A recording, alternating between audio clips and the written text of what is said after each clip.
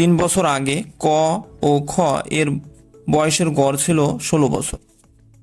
গ তাদের সাথে যোগ দেওয়ায় বর্তমানে তাদের বয়সের গড় 20 বছর।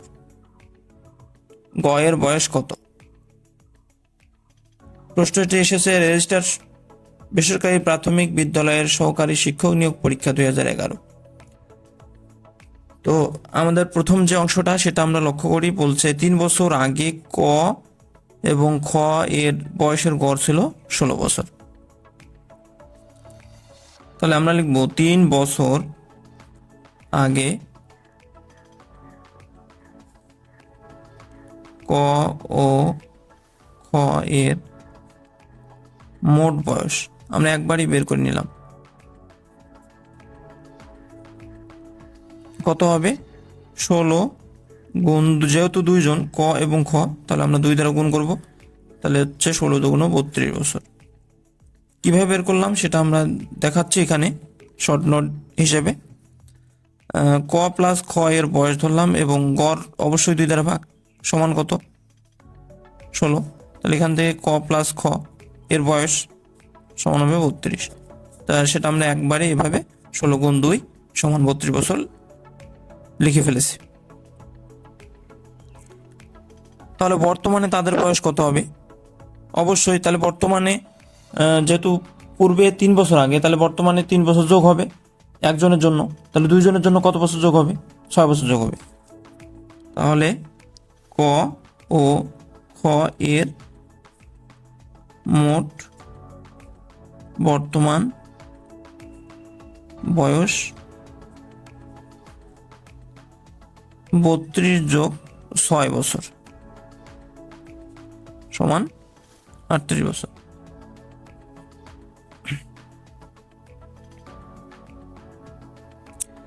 এবং বলছে যে আরেকজন গ তাদের সাথে যোগ দেয় তাদের বর্তমান বয়সের গড় 20 বছর।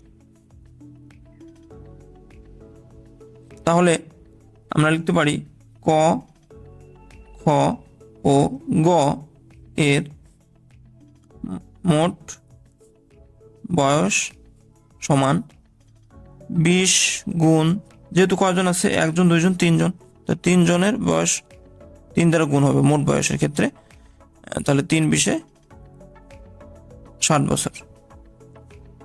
তাহলে আমাদের এখানে ক খ এবং গ এর বর্তমানে মোট বয়স দেওয়া আছে কত? 60 বছর। এবং আমরা পূর্বে পেয়েছি ক এবং খ এর বর্তমান মোট বয়স 38 বছর। তা আমরা যদি 60 থেকে এই 38 বাদ দেই, অর্থাৎ 3 জনের বয়স থেকে দুইজনের বয়স বাদ দেই, তাহলে আমরা কিন্তু গ এর বয়স পেয়ে যাব। তাহলে অতএব গ এর বর্তমান বয়স সমান 60 থেকে 38 বাদ দিলে আমাদের থাকতেছে 2 4 2 22 বছর। তাহলে আমাদের অ্যান্সার হবে খ। ডিয়ার ভিউয়ার্স, আসসালামু আলাইকুম। ম্যাথ সেন্টার চ্যানেলের পক্ষ থেকে আপনাদের সবাইকে স্বাগতম। শুরু করছি আজকের পর্ব। বিভিন্ন চাকরি পরীক্ষায় আসা গুরুত্বপূর্ণ কিছু গাণিতিক প্রশ্ন কিভাবে শর্টকাট টেকনিকের মাধ্যমে সহজে সমাধান করা যায় তা আপনাদের সামনে উপস্থাপন করব। তো প্রথমত আমরা একটি প্রশ্ন লক্ষ্য করি। একটি চৌবাচ্চায় 2টি নল সংযুক্ত আছে। প্রথম নল দ্বারা চৌবাচ্চাটি 4 মিনিটে পূর্ণ হয় এবং দ্বিতীয় নল দ্বারা 12 মিনিটে পূর্ণ হয়। নল দুটি একত্রে খুলে দিলে খালি চৌবাচ্চাটি কতক্ষণে পূর্ণ হবে? তো এই ধরনের প্রশ্ন থাকলে আমরা জাস্ট একটি শর্ট টেকনিকের মাধ্যমে, শর্টকাট সূত্রের মাধ্যমে এই প্রশ্নগুলোকে সমাধান করতে পারবো। শর্টকাট টি সমান লিখব, প্রথমে যদি প্রথম নল দ্বারাও পূর্ণ এবং দ্বিতীয় নল দ্বারাও পূর্ণ হয় এই কথার উল্লেখ থাকে, সেক্ষেত্রে আমরা 4 এবং 12 অর্থাৎ এই অংশটা গুণ করে দেব, 4 গুণ 12, এবং পরবর্তীতে আমরা 4 যোগ 12 দেব, অর্থাৎ উপরে গুণফল নিচে যোগফল। তাহলে গুণফল কত হবে? 4 12 48, এবং 4 আর 12 যোগ করলে 16, তাহলে ভাগফল কত হবে? 3। তাহলে চৌবাচ্চাটি উভয় নল দ্বারা 3 মিনিটে পূর্ণ হয়। তাহলে আমাদের অ্যান্সার হবে খ। তো আপনারা ভিডিওটি শুরু থেকে শেষ পর্যন্ত দেখবেন, এবং যদি ভিডিওটি ভালো লাগে তাহলে অবশ্যই ভিডিওটি লাইক করুন, কমেন্ট করবেন, এবং ভিডিওটি বেশি বেশি শেয়ার করবেন, এবং আমাদের চ্যানেলের সঙ্গে থাকবেন এবং চ্যানেলটিকে সাবস্ক্রাইব করবেন। তো আমরা আরও একটি প্রশ্ন লক্ষ্য করি। পিতা ও পুত্রের বয়সের গড় 20 বছর, অর্থাৎ পিতা এবং পুত্রের গড় বয়স 20 বছর। 2 বছর পূর্বে দুই পুত্রের বয়সের, অর্থাৎ 2 বছর পূর্বে দুইজন পুত্রের বয়সের গড় ছিল 12 বছর। পিতার বয়স কত সেটা বের করতে হবে। প্রশ্নটি এসেছে অর্থ মন্ত্রণালয়ের ক্লাস্টর আইটি অ্যাসিস্ট্যান্ট, অর্থাৎ ডাটা এন্ট্রি অপারেটর, রেজিস্টার্ড বেসরকারি প্রাথমিক বিদ্যালয় সহকারী শিক্ষক নিয়োগ পরীক্ষা। অর্থাৎ আমরা এই তথ্য থেকে দেখতে পাচ্ছি যে আসলে এই প্রশ্নগুলো বিভিন্ন পরীক্ষায় পুনরায় এসে থাকে।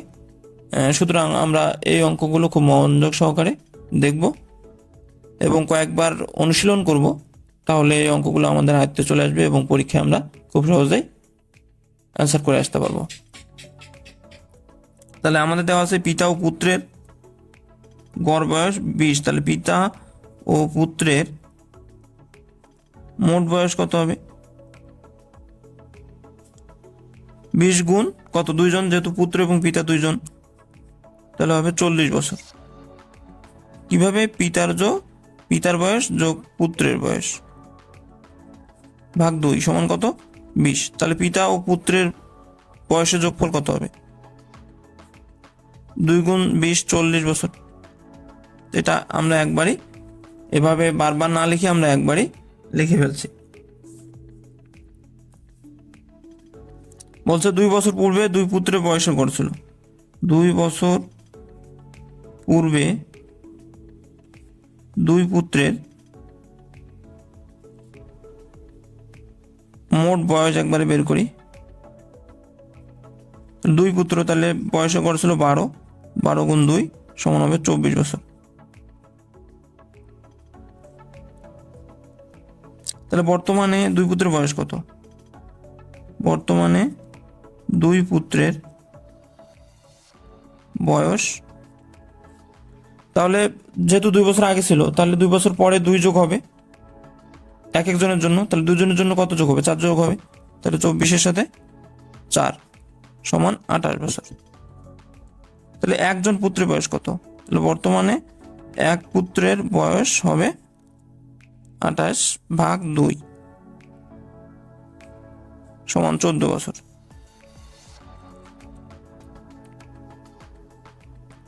তাহলে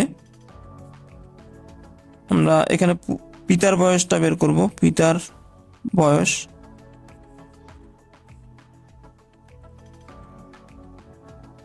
আমরা যদি পিতা এবং পুত্রের মোট বয়স থেকে একজন পুত্রের বয়স বাদ দেই, তাহলে কিন্তু পিতার বয়স চলে আসবে। তাহলে 40 বিয়োগ 14 সমান হবে 26 বছর। তাহলে আমাদের অ্যান্সার হবে ক। এখানে একটি মজার বিষয় হচ্ছে যে আসলে পিতার বয়স 26 বছর এবং পুত্রের বয়স 14 বছর, একজন গড় বয়স আর কি।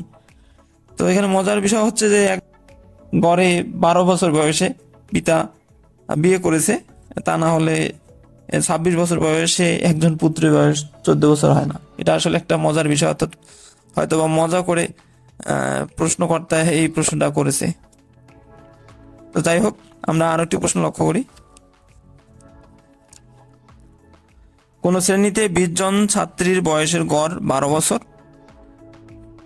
4 জন নতুন ছাত্রী ভর্তি হওয়াতে বয়সের গড় 4 মাস কমে গেল। নতুন 4 জন ছাত্রীর বয়সের গড় কত সেটা আমাদেরকে বের করতে হবে। তাহলে আমরা লিখব 20 জন ছাত্রীর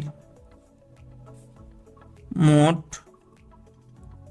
বয়স সমান 12, যেহেতু গড় বয়স 12 তার সাথে 20 সংখ্যা গুণ হবে, 20 বছর সমান 240 বছর।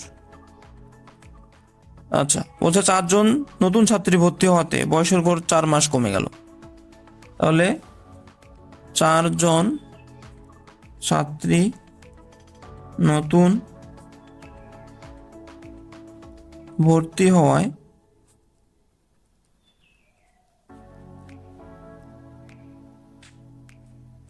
বয়স কমে, আমরা যদি অর্থাৎ গড় ছিল কত বছর, 12 বছর, তাহলে আমরা যদি 12 বছর থেকে 4 মাস কমাই, 11 বছর, আমি 12 বছর থেকে যদি 4 মাস কমাই তাহলে অবশিষ্ট থাকে 11 বছর 8 মাস।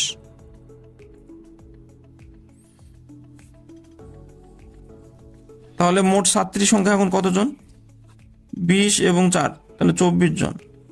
24 জন ছাত্রীর